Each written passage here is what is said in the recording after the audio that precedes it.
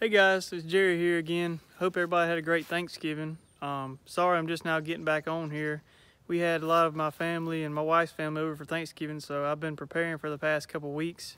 So I'm just now getting a chance to upload another video, so hope you guys enjoy. Today I'm going to be talking about my solid axle swap and kind of what I did to get it done, and any tips that I might have. And if I don't help you out, or if I don't answer any of your questions, you can always comment them below, and I will be sure to respond as soon as I can. So appreciate it. All right, guys. So for those of you who don't know already, my truck is a 2000 Chevrolet K2500 crew cab. The axle I have underneath it is from a 2005 F350. It's the Dana 60. It's got 373 gears in it. There are some kits available for these, but they're just for the Duramax trucks. They don't actually make a kit for the 88 through 98 model trucks. And this frame is the same frame that's on the 1500s all the way from 88 to 98. It's just a little bit longer considering it's crew cab. As you can tell, I've got coil springs with the factory style shocks on there. I've got custom radius arms. There's a company called WFO Concepts. They make a lot of stuff for the Duramax swaps, but most of it will actually work also on these 88 through 98 model trucks. So basically you can either buy these radius arms in a kit that come already pre-welded and assembled and ready to bolt on your truck, or you can buy just the clevises, which is just these pieces right here, and they come unwelded, so you have to get your own pipe. The top is 1.75 OD, and then the bottom is 2.0 OD. So you just have to get your own pipe welded on the ends. These come in pieces, so you just weld them all together. And it comes with a little pipe you can put in the middle to make sure that the width is right for the bushings on the axle. On the radius arm mount, it'll come completely together if you get it. If not, you gotta buy your own upper mount to the lower. Also, if you buy just the clevises, it doesn't come with the heim joints or anything. So for the lowers, which have more movement involved in them, I actually got the enduro joints, which are greasable, so that they wouldn't make as much noise and stuff like that. And for the uppers, I just put 7/8 heims. So it's got 7/8 heim joints in the uppers. Moving on to the cross member, as you can tell, this isn't a factory cross member. I actually built this cross member myself. I went to the local metal shop and I bought some angle iron and some square tubing, and I kind of fabbed this little mount, or this cross member up right here. And these mounts actually came from Barnes 4-wheel drive right here, and I just welded them to the bottom of this cross member that I made, and it worked out pretty good. As you can tell, the radius arms don't actually come out under the frame. That's why I had to make a cross member, so that I have somewhere to mount them.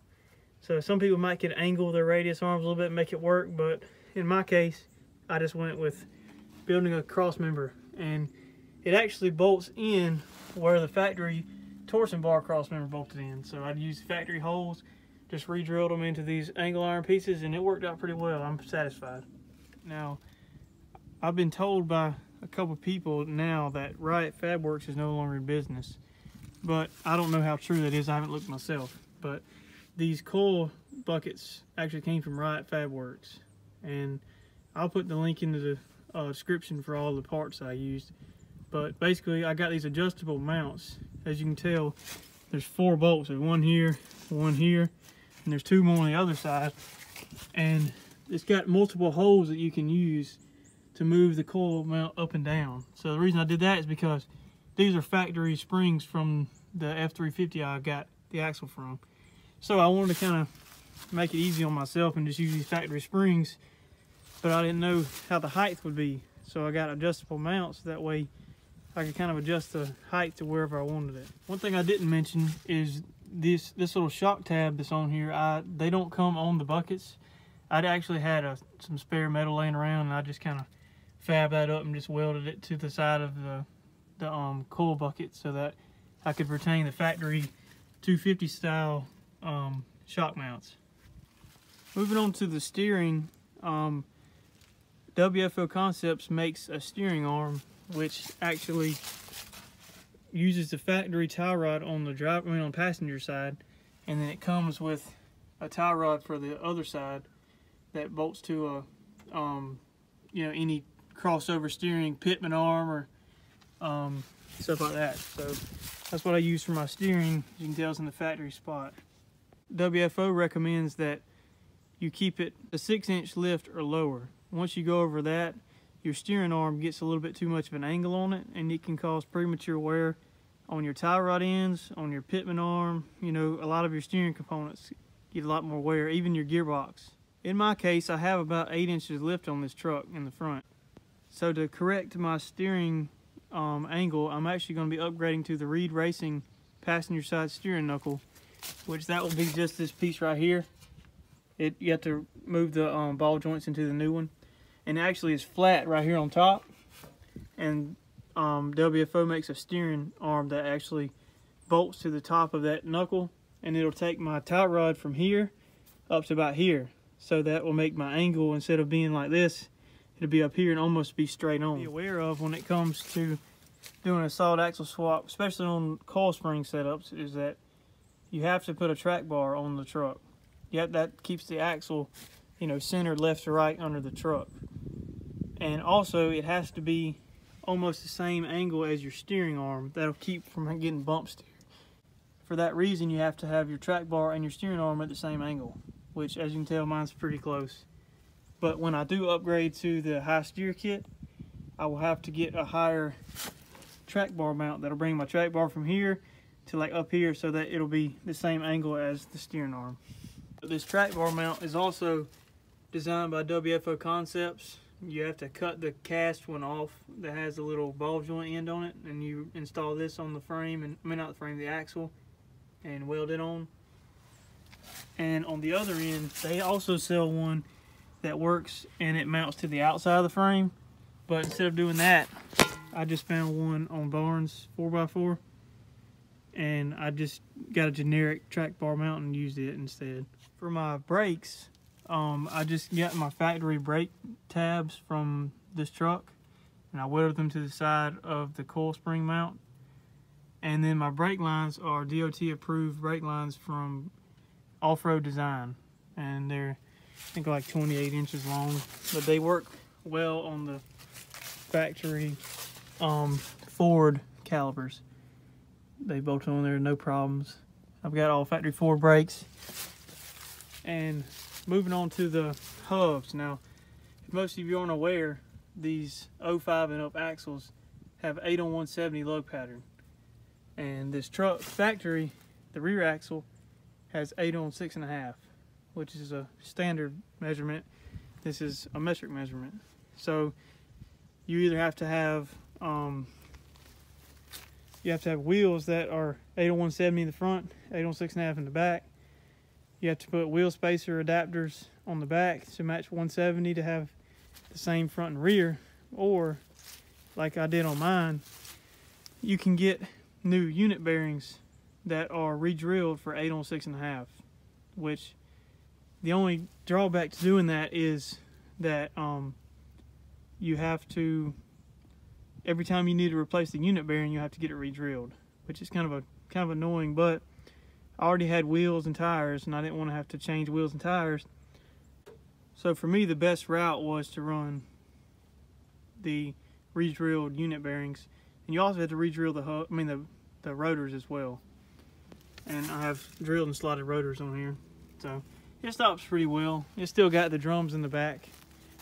I'll eventually be upgrading the disc in the back to kind of give me a little bit more stopping power, but I'm pretty satisfied with how the truck drives right now. I believe everybody that's doing a solid axle swap should use. As you can tell, this frame has been plated. This is a 3/16 steel plate that WFO Concepts sells that reinforces the frame, and it gives you a flat mating surface for all of your coil mounts and stuff like that. From the factory, these have like a little cutout for the upper control arms. So this does away with that cutout, and it gives a nice, clean, sleek look. Now for me, I was pretty hard-headed, and I wanted to retain the factory push button transfer case, and it's kind of bit me in the butt a little bit, getting a drive shaft made and stuff like that. There's not enough room to put a 1350 U-joint, which is what is on the axle end. You have to run a 1310. Well, considering the room in the lift I have, there's not much. So I had to get a custom yoke made for my transfer case, and then I have these offset Tom Woods style U-joints. So it's a little bit of a pain. It worked, but it cost me a little bit extra money. If I would have just swapped to like a 241 transfer case with the floor shift, I would have been able to run 1350 on both ends. Been a little bit cheaper, a little bit better. So eventually I'll be swapping to the 241 to kind of help with that. Those of you that don't know anything about solid axle swaps, what you actually have to do is you have to cut all of the mounts off the frame. So you can't really tell now because I've got my frame plates and all in there, but there used to be a mount here and a mount here for the upper control arms, and in the middle there was like a angled shock mount. So I had to cut all that off. I cut the rear lower mounts completely off the bottom of the frame, and then the front ones, I'm eventually going to be cutting that off as well. But I wanted to see if I could maybe put the factory skid plate and all back on, and I ended up not. But as you can tell, this is where the factory upper or lower control arm used to mount, and this is where the factory sway bar used to mount. I don't have a sway bar on the truck. I don't really need one. These springs are a little bit stiffer than I would like, but it kind of helps with turning and all. I don't need a sway bar, so I can get a little bit more flex out of it not having a sway bar on it. And so kind of pick and choose your battles. You want it to ride super soft but need a sway bar and have to unhook it just to go off-roading, or you know, sacrifice just a little bit on the soft ride and not have a sway bar. So the thing I upgraded was these locking hubs. The factory Ford ones, I first had them hooked up, and I went to go try out the four-wheel drive, and my hubs wouldn't lock. So I took the hubs back apart and realized that the screw wasn't actually pushing the gears together and meshing them together. So instead of fooling with those factory Ford plastic ones, I upgraded to these AVM hubs I found on eBay. They are really well made. They're all gear construction on the inside.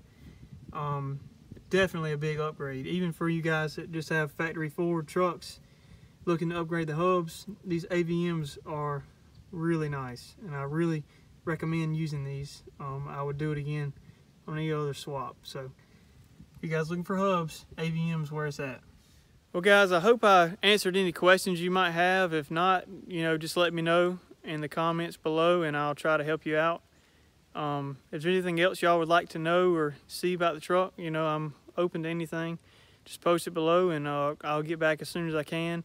I do have a couple more requests. I'm going to be posting another video here shortly about some stuff from my LS swap I did on the truck. So stay tuned for that. And if you haven't liked or subscribed already and you would like to, that'd really help me out. I would appreciate it. Y'all have a good day and see you soon.